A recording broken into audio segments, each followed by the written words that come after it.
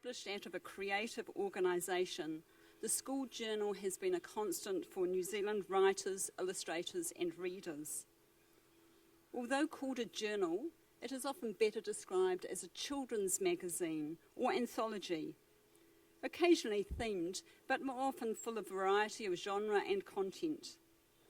Its variety of content matches its variety of purposes: learning to read, learning about New Zealand, about science, about what it is to be Māori.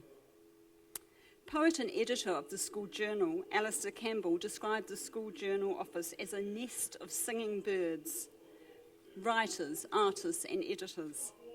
The school journal has published some of the greats of New Zealand literature: Janet Frame, James K. Baxter, Margaret Mahi, Witi Himara, and of many of New Zealand art. Which now brings me with great pleasure to introducing our greats here, our participants in our session. Es ist mir ein Vergnügen, Ihnen die Teilnehmer vorstellen zu können. Als Autorin ist Joy Cowley sehr produktiv: 8 Romane, 3 Jugendbücher, 15 Kinderbücher, 300 Bilderbücher und mehr als 1000 Lesebücher. Seit den 60er Jahren erschienen ihre Geschichten im School Journal. Dylan Horrocks ist Illustrator, Autor und bringt beides zusammen, Comics zu zeichnen. Sein Graphic Novel Hicksville ist auch in Deutsch übersetzt worden. Er hat für einige bekannte Comics geschrieben und gezeichnet. Jenny Bornholdt ist eine Dichterin und Anthologin. Sie ist Preisträgerin und war auch Poet Laureate in Neuseeland. 10 Sammlungen ihrer Gedichte sind verlegt worden. Leider konnte Patricia Grace nicht mit nach Deutschland fahren. Joy Cowley is a productive author: 8 adult novels, 3 young adult novels, 15 junior fiction, about 300 picture books and early chapter books for children, and over 1,000 early reading books. Since the early 1960s, her stories for children have been published in school journals. Dylan Horrocks is an illustrator and an author and brings both together to make comics. I hope that's what you do how it's described.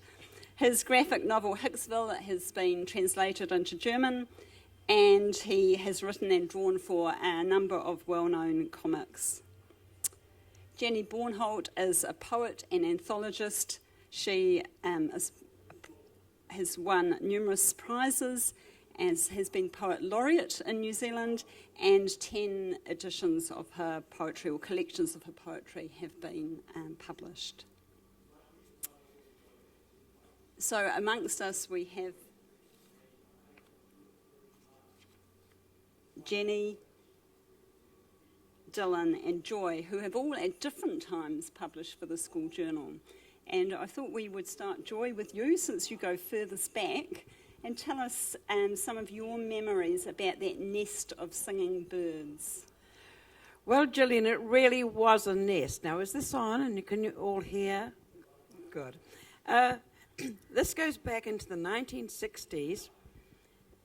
School publications in those days was affectionately called school pubs, and it was a family group of people. It wasn't quite a pub, but it was a good name for it. It was had a warm, friendly atmosphere. One felt that the staff were like family to each other, but that also they attached us as extended family. And we weren't out there on our own.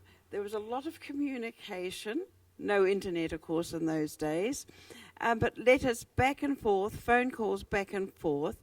So every author and illustrator was mentored by the staff. And if someone was wanting to do children's writing in those days, they started with school publications, because it was like a school, actually, for writers.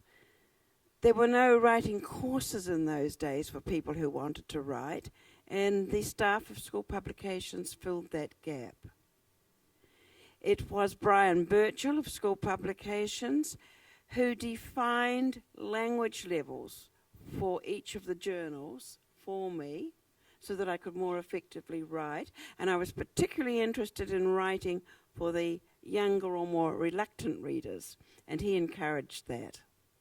So how did you get into writing for the school journal? That always intrigues me. How do you start? How did I start? Well, we all thought we knew the school journal very well because it was, excuse me, it was part of our childhood. We had grown up with it. So in a sense, we owned it. And it was a very friendly entrance because it was so familiar to us. Yeah. And at more or less at the same time that you were being published, Margaret Mahi was also being published by the journal. Did you have contact with Margaret at that stage? Not at that stage. We discovered much later that we were being published by the school journal at the same time and that we had our first picture books published in the same year. And another author who unfortunately couldn't be here today, Patricia Grace, she was also published at that time in the journals. And one of the things that Patricia said in an interview that's on the website for the Country of Honour, she said that she was drawn to writing because she wanted to be writing about ordinary lives of ordinary people, people who aren't normally written about. Did you have any of those sorts of compulsions, or for you was it story that drove you? Well, the story did drive me, but we write what we know, and what I knew was an ordinary life. So it was, and my writing is usually about relationships. But I also found in working with children who are reluctant readers, I wasn't a teacher, but I did work one-to-one with children who are not interested in reading, and I discovered the value of humour to release tension. No one can be tense when they're laughing. And that was a valuable tool for children who had a tense attitude to reading. That's really, really interesting. Dylan, we've been talking about writers. What about illustrators in terms of this nurturing, this nest of singing birds? What do you notice about the illustrations in the earlier journals? Well, as Joy said, I grew up with the school journal. I think every New Zealander who grows up in the country encounters the school journal. It's just part of their childhood. And even when I was very young, I started looking for particular illustrators. So I had a sense of it being a place where you could find interesting New Zealand work. And when I was in high school, I remember talking to my art teachers about wanting to be a cartoonist and wanting to do illustration work. And I remember my art teacher saying, well, in New Zealand, if you want to do illustration work, you should really look for the school journal. That's the one place where you can reliably get illustration work. So I didn't really pursue that until much later. And when I started working for the school journal, it was because I had children myself, and I was reminded of it and started looking for work with them then, and then did start working. And I mean, they've been great to work for.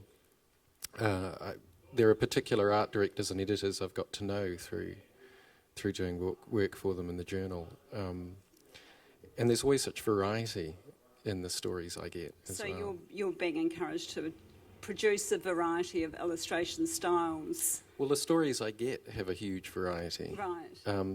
I've illustrated very small-scale domestic stories, and then one of my favourites was a comic that I drew for them, which was written by David Geary, and it's a story from the Springbok tour in 1981 in New Zealand, which was such a dramatic moment in New Zealand's modern history, and something that was a very vivid memory for me. And here was this lovely story about children caught up in those events, children about the same age I was at the time. So it was lovely drawing that. But I've always just, when I get a job with the school journal, it's just such a treat because I know it's going to be fun. Oh, that's great. That's good to hear. Jenny, you were actually involved in the celebration for the 100 years of the school journal. You were a little bit involved in this wonderful publication, A Nest of Singing Birds, which Greg O'Brien wrote. When you were, or when he was deep in that writing phase, was there anything that struck you about all the things you were seeing in terms of the history of the journal? Were there any writers or illustrators that you were drawn to? I think I was...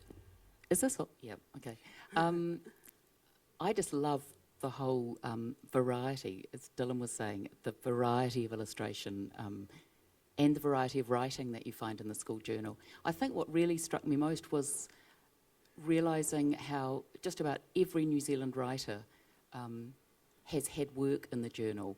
And at a particular period of time, I suppose it was the 60s, Joy, you had people like the poets like James K. Baxter, Louis Johnson. Everyone worked for it. And I think it was that lovely thing, and also Alistair Campbell too, Peter Bland, all of them were working for the school journal, and I think it was probably one of the very few places that you could actually make some money from writing at that time, and probably similarly now actually. So it did provide a great source of income and probably enabled a lot of them to live and support their families during that period. And also I loved the way it was such a community of writers and illustrators. So you had, I think, Louis Johnson or Alistair Campbell actually employed James K. Baxter to write for it. So there was this lovely thing of people looking out for their fellow writers and sort of pulling them in to this great pool of writers for the school journal. And the same went for the illustrators. So everyone was looking out for each other, and as a result they got marvellous work. And it is, I think, the book about the school journal really is, it's a great illustration of the history of New Zealand poetry and illustration and drawing, really. Everyone worked for it. That was really what struck me most, was that everyone was in there. Yes. I think it's a remarkable thing, the school journal. Yeah. And it did remind me too of how, I think I learnt to read from the school journal. You looked forward to it. Every school in New Zealand got a copy of it, and it was something that you looked forward to, and it was really important in our childhoods. Yes, yeah, it was absolutely, and obviously I have some of those sorts of memories too. For me, it was the play, because every journal had a play in it, and we could act it out. We'd be allowed to go out of the classroom, rehearse, practice it, and then act it out. It was certainly a big draw. I'd like to actually talk more about that development of reading. But I thought it would be nice, Joy, if you read one of your pieces from the journal from those times. Yes, I would love to do that, Gillian. I would also like to remind us all that the journal wasn't afraid of going to new places and stories.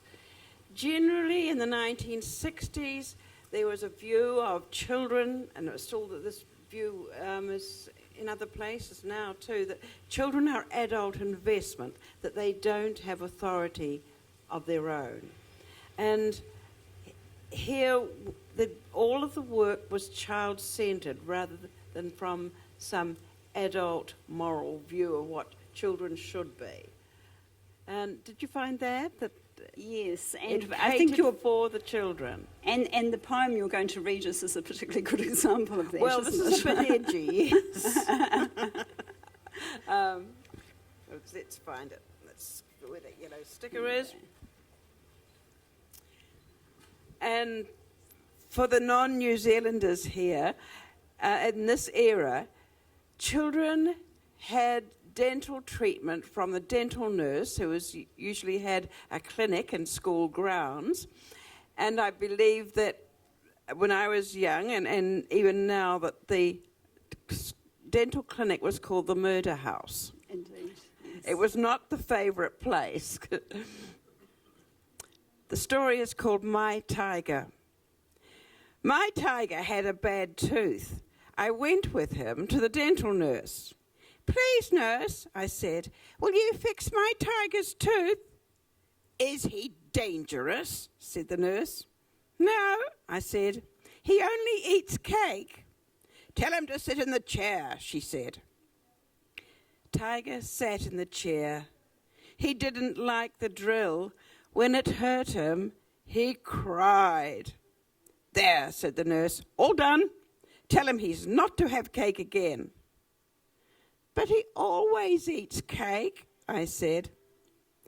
"It's bad for him," she said. "No more from now on, do you hear?" "Then what can he eat?" I said. "The same as other tigers," she said. So my tiger ate the dental nurse.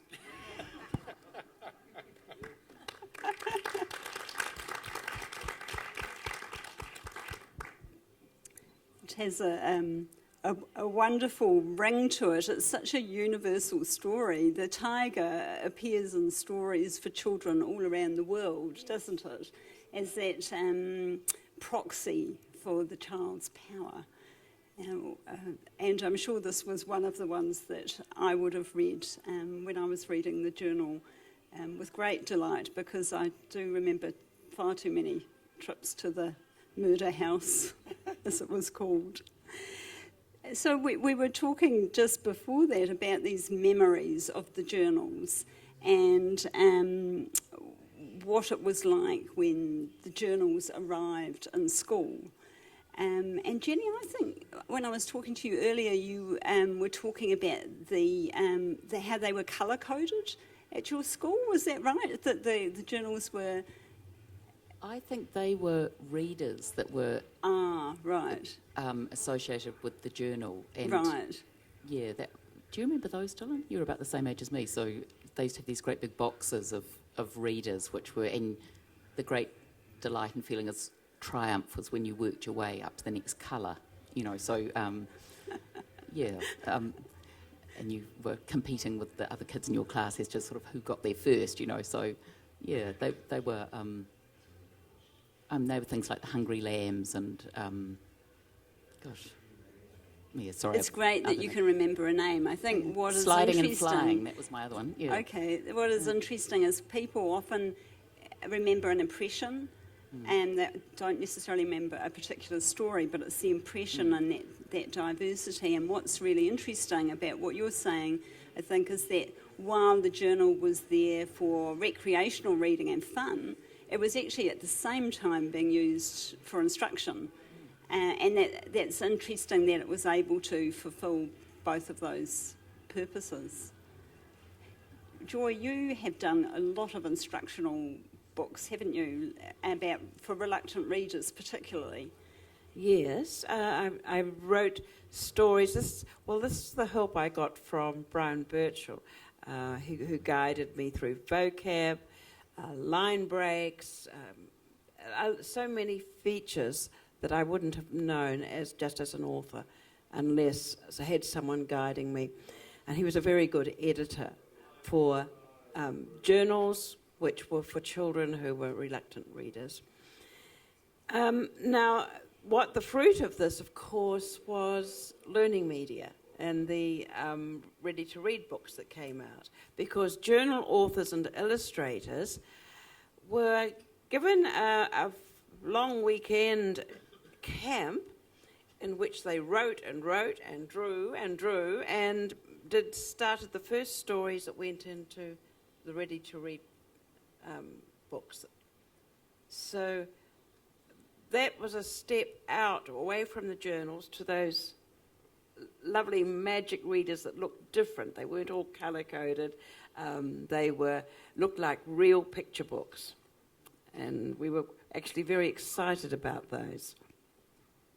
But we all worked together, and this again was that family atmosphere. We were at Tatum Park, full weekend of getting together, discussing stories. We learned so much over that weekend. And then we would go and work with an illustrator. So it was a kind of boot camp. It was boot camp, yes, and a very enjoyable one. And a number of my stories came out of that, including Greedy Cat. Right. Robin Belton and I sat up to the early hours of the morning trying to do the characters for Greedy Cat. She originally did a grey cat. It looked like a hole in the paper, so we changed him to orange. And we learnt that black and grey are not good colours for illustration. We were talking earlier before we came in about exactly what point it was that the school journal became colour. And that's interesting because obviously by then you were talking about colour publications. Oh yes, this was the reading. late 70s. Yes. So it was in the 70s, I think, that they became full colour. Mm. But a very interesting thing happened with one of the stories that was written at that weekend was called Number One. It was a story about a ghost and a witch. And it went to an illustrator, a New Zealand illustrator living in London. She did the black and white, what we call roughs for it. And then she died before she could do the finished coloured artwork. It was published in black and white, and that's perfect for the book. I can't imagine it in colour. Yeah. And today, I think, Dylan, you would probably be aware that the colour is actually, we're able to go to black and white more now, aren't we? Because we've had so much colour around us, but in those times it would have been quite unusual Yes, to it was bring unusual. something out in black and white. Yes. Yeah. Dylan, what was your memories of the, of your first memories of the journal? You know, I can't even say what my first memories of the journal are. It just feels as though the journal was always there. It's when I think back to as soon as I was going to school, I was aware of the journal. And so it feels like just part of the landscape of growing up in New Zealand. And as I mentioned before, one of the lovely things for me is when I then had children of my own, having them bring the school journal home, and I would sneak it out of their school bags so that I could flick through there and see. Partly it was just, it was partly just me wanting to see if any of my friends had illustrated stories, because most of the cartoonists and illustrators I know turn up in there, here and there. But I'd find myself reading all these stories, completely forgetting that I'd initially just taken it out to see if my friends were in there. And so it was like having a whole second childhood with the school journal when my kids were getting it. Yeah. That's great. I like this image of you sneaking them out so that they... Well, they'd go to bed, I'd read a story with them because that was their homework, and then I'd put them to bed, and then I'd get a cup of tea and I'd sit down and read the rest. Can I just ask, is it the school journal, I think, also at a point moved from being quite oriented towards English kind of stories, from England, stories and poems from people in England, to stories and poems about New Zealand. I know, you know about this, Joy. I'm just thinking about Patricia saying about writing about the ordinary things, and I think for a lot of people, I've heard a lot of readers and writers say that it was really important for them because it was in the school journal that they first read stories about New Zealand, about things that were familiar to them. The language was the language that New Zealanders spoke, and it talked about things in their everyday lives. It talked about the landscape that they were familiar with. So I think it was a really important journal for writers. Do you think that's true, Joy? And yes, I think so. And can you remember, Jenny, in the 1980s sometime, the journals also moved to the specific neighbours. So there were stories from Samoa, stories from the Cook Islands, from Fiji. Yeah, and they were probably the first stories, that I'd read about Fiji and and the Pacific Islands. So, I mean, I think they were really important in bringing those other cultures to children in New Zealand. Very important, because children need to see themselves in their reading, in their stories. I can remember as a child thinking there was something wrong about being a New Zealander, because when I was very young, because everybody talked about England as home, and Christmas cards had snow and thatched roofs, and it was a very different society that was held up as a model for us. So the school journals tethered us, and they gave us roots in our own country. And it was particularly around that time in the 60s when there was that big move. We've actually got Patricia Grace's story up on the screen above us at the moment, and up from 1967. And both Patricia and Witi Ihimara were writing about what it was to be Māori in New Zealand, and they were amongst our first Māori writers in English for children, and I think that was certainly a really important shift in the journal at that time. I think it was quite an effective shift too, because I was growing up reading the school journal in the 1970s, and I didn't have that experience of feeling like, stories come from England and I lived a long way away. I grew up surrounded by New Zealand stories, and it's partly through the school journal.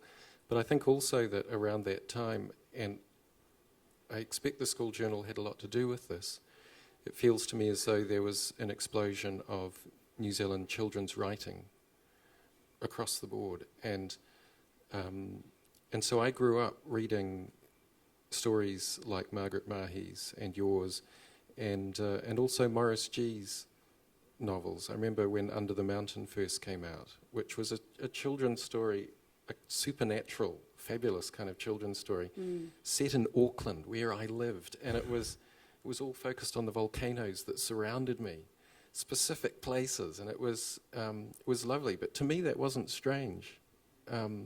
It felt very normal to be surrounded by New Zealand stories, and I think that's the great achievement that they managed, well, that you managed, that those people working on the journal managed to do when I was a child. Yes, yeah. And Jenny's actually going to read us one of her poems that was from the journal, and I thought of that right at this moment because you mentioned specific places in that, which I know well because they're from Wellington. So how about you do that? It's a lovely poem.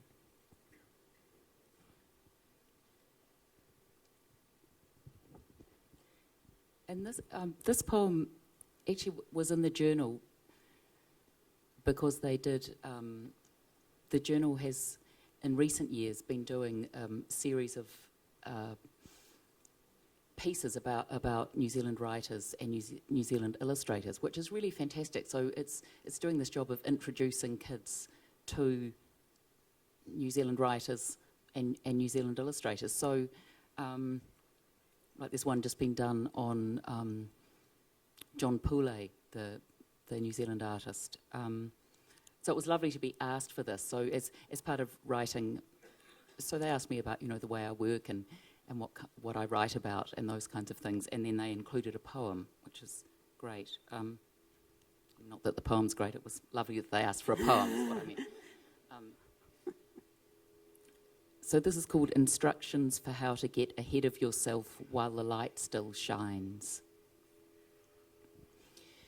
If you have a bike, get on it at night and go to the top of the Brooklyn Hill. When you reach the top, start smiling. This is Happy Valley Road. Pedal at first, then let the road take you down into the dark as black as underground, broken by circles of yellow lowered by the street lights. As you come to each light, you will notice a figure racing up behind. Don't be scared. This is you creeping up on yourself. As you pass under the light, you will sail past yourself into the night.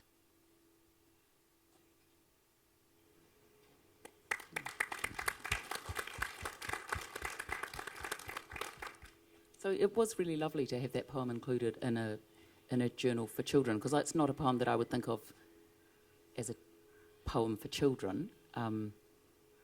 Not that you necessarily have to make that distinction, but I think some things work better for children than others. And I think, it was just great that they went with that one, which isn't, you wouldn't necessarily think of a poem as being a poem that children would get, but I think it works on a number of levels. And in fact, the school journal has a lot of poetry in it, some of which might not have been originally written for children, but others it has been. And I think you're also going to read one of Margaret Mahi's poems for us. Yeah, I am. I do think that's a great thing about the journal, is that it doesn't talk down to children at all. I mean, it just, it's really straight at them. And okay. Here we go. So this is a Margaret Mahi poem. It's called A Witch Poem. One of us said a magic word. Somewhere, somebody must have heard. For smoke, like a thin green twilight came, and a witch jumped out of the candle flame. Shh, can you hear that secret laughter, and whispering footsteps following after? Nothing in life is ever the same when a witch jumps out of a candle flame. Which is a poem, I really love that poem. Because I think almost, it could be about reading, really. About that moment of discovery or writing, reading. When a child discovers reading and writing, it's that kind of moment, magical moment, after which nothing is the same. So it's about transformation, really, which is about what writing and reading and drawing and painting is. I remember reading an interview that you did with Harry Ricketts, where you talked about being struck, that one of your childhood memories was being struck by language. And I guess that's what you're talking about right now, is that richness of the language. Yeah, and tone. That is a great thing that the journal did and does, which is be present in schools and gets children reading. It certainly got me, I don't know that I'd say it started me on a writing life, but it certainly started me on my reading life, which, I consider to be just as important, actually. And is actually an important function of the school journal, because it is about New Zealand children and their reading. And I do think that's interesting. There's us as readers as well as us as writers or illustrators, that we are actually... This is how, as you say, we learnt to read, and we come back to it and enjoy the reading. Even though we are now adults, we will pick them up with pleasure and enjoy that reading. Dylan, I think it would be really interesting to understand how you got into comics as well as illustration, and I believe you're now an author as well. So can you tell us about why comics? Well, I grew up surrounded by comics. My dad was interested in comics, so the house was full of great comics like Tintin and or Tim und Struppi, as they're known in Germany, and Karl Barks' Donald Duck comics. Apparently my first words were Donald Duck, so I was obviously obsessed with it long before I could read. So in a way it was just kind of my native language of storytelling. It's just part of what I grew up with. When I was at high school, I remember being thrilled to see that because the school journal had a lot of sister publications, and some of them were in Te Reo Māori. And I remember discovering something that Dick Frizzell, a famous New Zealand painter, had done for them, which was a retelling of the Maui legends in Te Reo Māori, but in comics form, because Dick Frizzell was very interested in comics too. And that was another little reminder to me that the school journal and its group of publications was a very welcoming place for the kind of thing that I was interested in and the kind of thing I wanted to do. And since then, other New Zealand cartoonists have worked with those stories too. Chris Slane, who's done a lot of work with the School Journal and with Learning Media, he's done a whole graphic novel with Robert Sullivan, who's here in Frankfurt, I think, retelling the Maui legends as well. So there's all sorts of connections there. But for me, comics is still my native language of storytelling. But also, I have been writing prose fiction as well, and doing illustration work. So to me, it's just the great thing about comics is I can do it all. You know, I can write, I can draw. There's no particular distinction. It's all one thing. Yeah, fantastic. That's wonderful. You mentioned about this family of publications around the School Journal, and Joy's already mentioned how Ready to Read came about. That's boot camp that you went on, and the bringing together of all of those writers to create that wonderful series. But it is interesting that also alongside the School Journal are similar journals in Māori language. And there was also a series in Pacific languages, and quite often you would see the same story that had started off in a Pacific language had been translated into English and was in the School Journal, and might even then be translated into Māori, into a Māori publication, depending on its content. And there also, I didn't mention when I talked about Brian Birchall, that he mentored me to write for what we called the special journals, which were stories with older content but told in very simple language for readers who needed mature material but didn't have the vocabulary and just needed that extra nurturing. And I enjoyed that very much. And there were other writers who also did those journals. So these are the term special journals is quite interesting. What you're talking about, that's what we used to call them. They were for reluctant readers. Yeah. And there was no indication on the journal that they were for reluctant readers, of course. They were just simply put, but with a lot of action and a lot of interest in them. Mm. Action, interest, and you mentioned earlier humour as well, as being very important. Mm. And I'm sure colour. Yes. Plenty of pictures. Yeah. No, they were very satisfying to do. They took a little time because we had to be quite careful with the word content. It had to be not too difficult, because these were children who had fallen a bit behind and didn't want to meet failure one more time. They needed material that was readily accessible, but was also didn't talk down to them, and it was highly interesting. And I think Brian specialised in training us for that. That high interest we were talking about before, how the journal, we feel, talked directly to children. That's and right. didn't patronise. I gather from the history of the journal that there have been a number of times where the school journals come up against things. The street publications from Brian Sutton Smith, for example, which were considered quite controversial in terms of the use of real language that children might use, and real situations they might find themselves in. I gather in the story, they sneaked into the movie theatre without paying. And this was considered to be a shocking thing. And they got quite a lot of letters to the editor of the journal about those particular stories. But that was back in the 50s. And it is interesting, that thing of, if we're putting up for children the real life, sometimes we are going to come up against the things that adults don't want them to be involved with.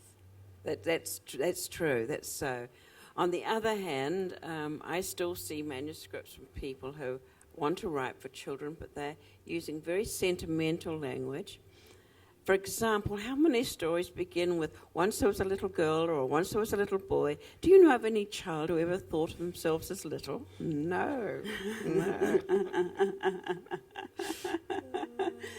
This is probably a good moment for you to give us a reading, Dylan, because your story, Steam Girl, certainly isn't talking down to children.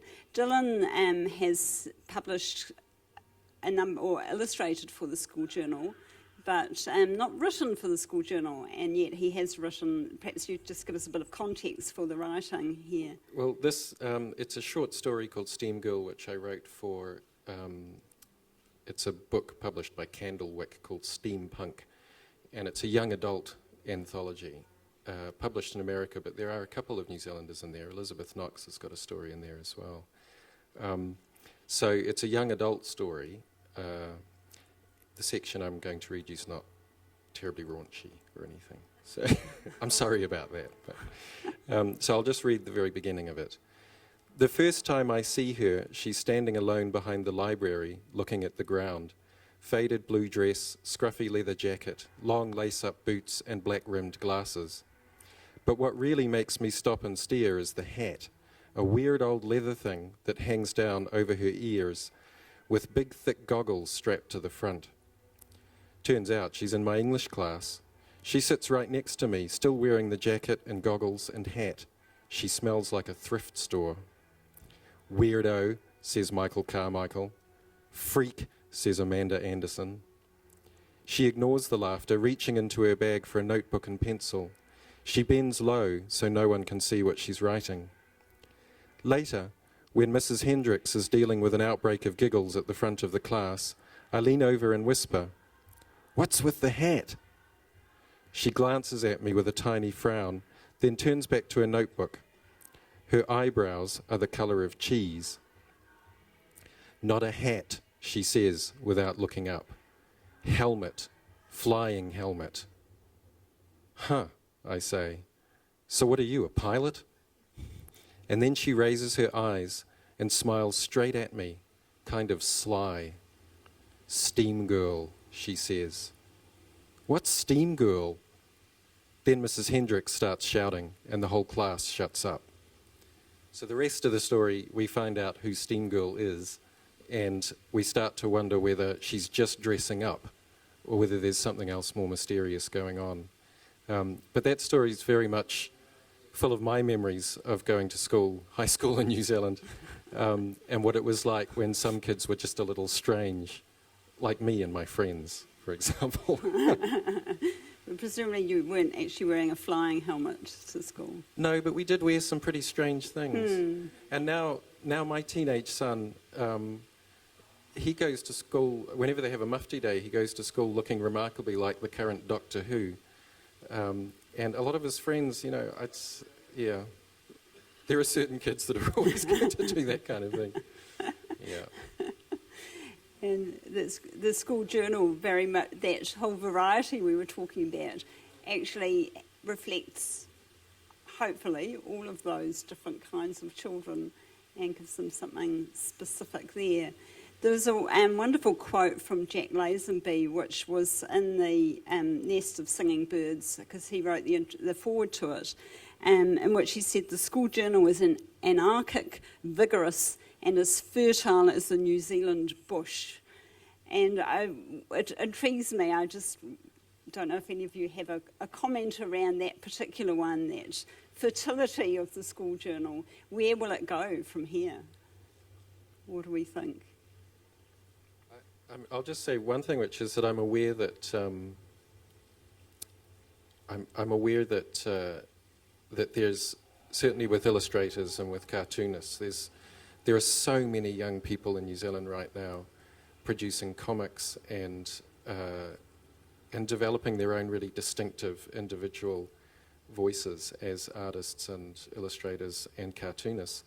And the school journal reflects that at the moment. So when I look at the current school journals, there's an incredible range of styles in the illustration. And it's very much in tune with what I see happening with young cartoonists and so on as well. So whatever happens to the school journal, it's going to continue to reflect what's happening with New Zealanders, I think. Great. We've just got time for Jenny and Joy. One more comment from you before we open up for questions from the audience. Yeah, no, I think the same applies for writing, actually, as what Dylan was saying about illustrating, because the journal has continued to ask for work from New Zealand poets, young poets who are beginning their, sorry, it's weird to talk about a writing career when you're a poet, but, they're, perhaps just beginning to have things published. So, the journal very much is seen as a place where you can write poems and have them published. I mean, they do tend to commission poems, so it's as a poet, it's interesting because you'll be asked to write a poem about a particular subject. Someone they may be doing an issue about oceans or something, and so you'll be asked to write a poem about an ocean. I mean, you're given huge license within that, but it's quite interesting to write to a subject. You don't get to do that very often, so I think that's quite challenging from the point of view of the writers. But yeah, they're very. I think it's a really. It has continued to be a place where writers and illustrators gather and work. So, and it's a great reflection of what's happening in the New Zealand culture, I think. Well, I can't say where the school journal is going to go, but I do know that it will follow the children and meet the children's needs. Yeah. And, we're in a changing society that's changing rapidly, but the school journal will be there with that. Oh, that's a great comment. Going where the children go is a wonderful way to end our comments. So let's open this up now to a few. We've got time for a couple of questions from the audience. And a microphone for anyone that has a question. Hi. My question is the school journal graded? Are there certain rules for writing for the authors?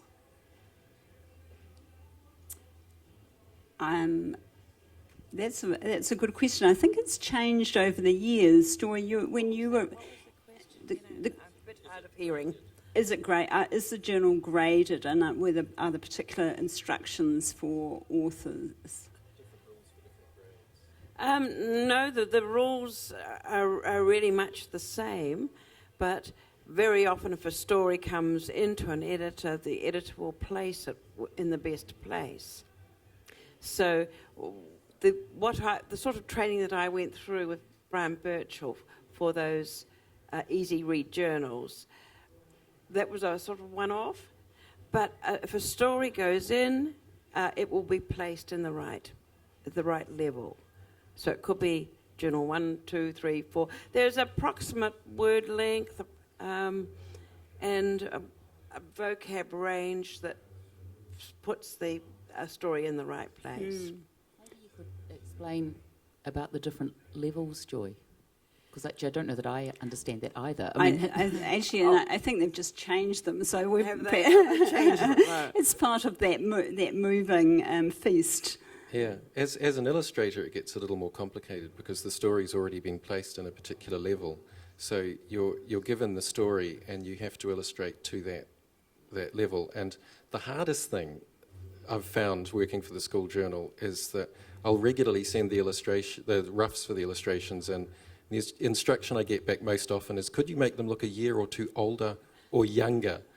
And it's so hard because, I've got kids, and I'm looking at my kids and their friends, and I'm thinking, well, they're both 11. He's like this, and the other one's up here. And, there's such diversity with kids. So that's one of the hardest challenges is pitching the illustrations to the right age. I think the thing that Joy was talking about is a key to this, which is that the editor does work very closely with the authors, and then later obviously through the art director with the illustrators. So a lot of work goes into thinking about what is the appropriate vocabulary for that age group without having a list of words that we tick off. would probably be the best way of describing that.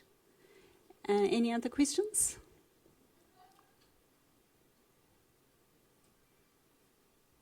We've got the microphone over here.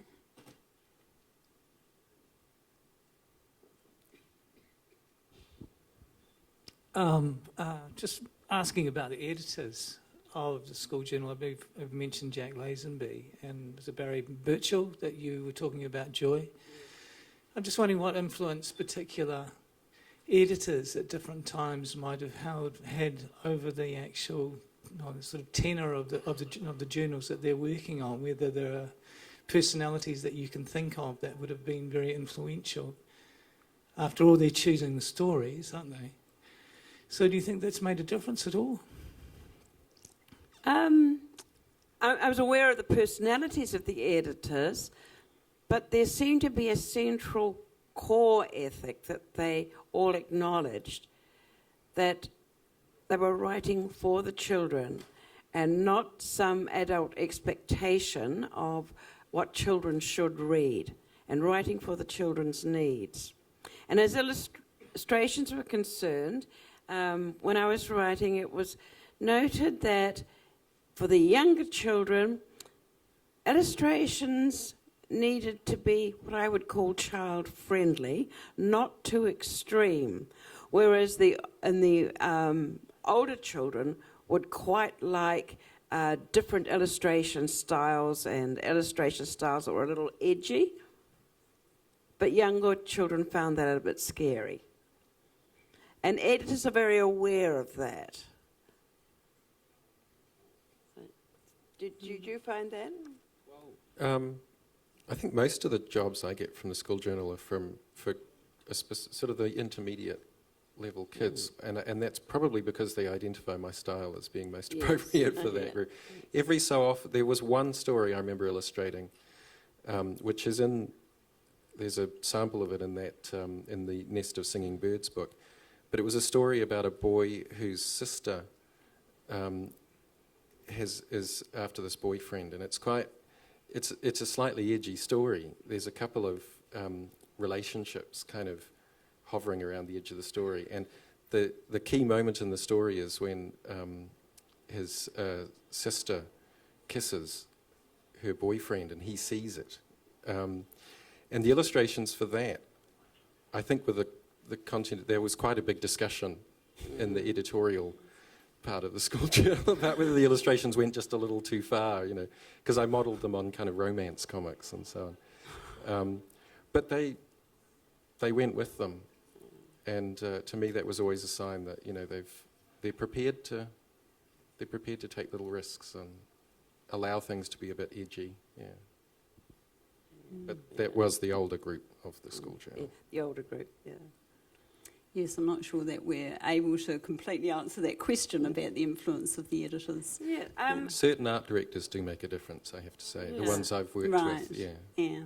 It seemed to me in all the time that I was working with the school journals that there was that core, the heart of the journals, in spite of the different personalities, was about being constantly aware of the needs of the children in the country.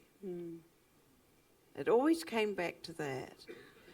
It was all about the child's learning rather than about adult teaching.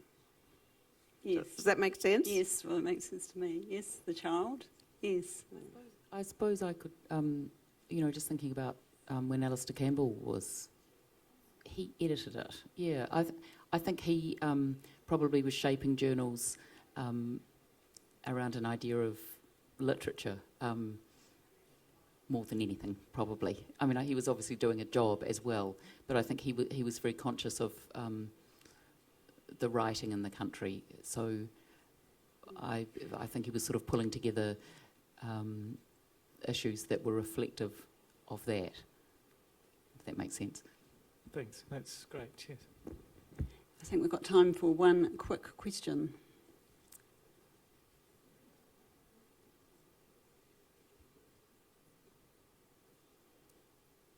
Any more?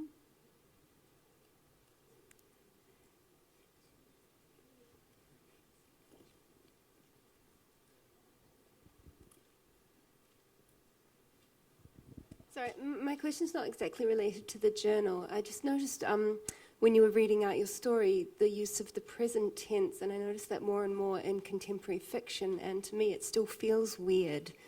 And I was wondering, with our three writers up here, or consider you a writer for today, what you feel about this move from the past tense for the typical storytelling to more of a present tense. I'll just briefly say about that story that I actually wrote it in the past tense. And it was the night before I sent it to the final draft to the editor.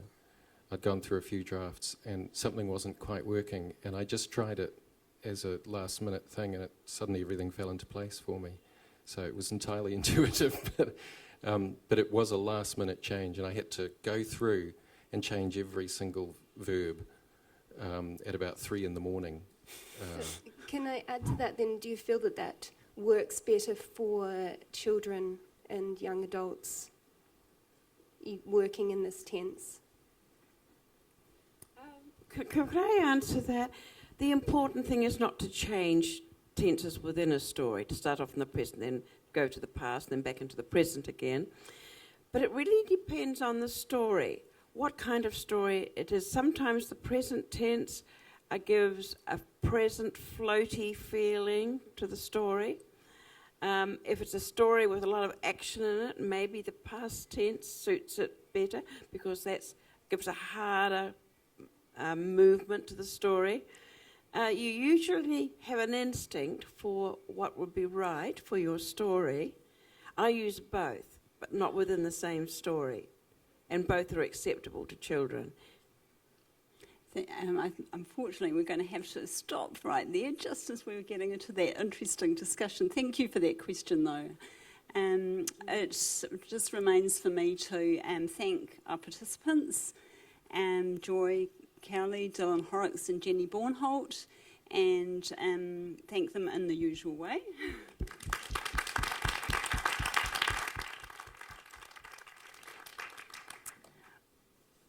And many thanks for you as our participants in the audience.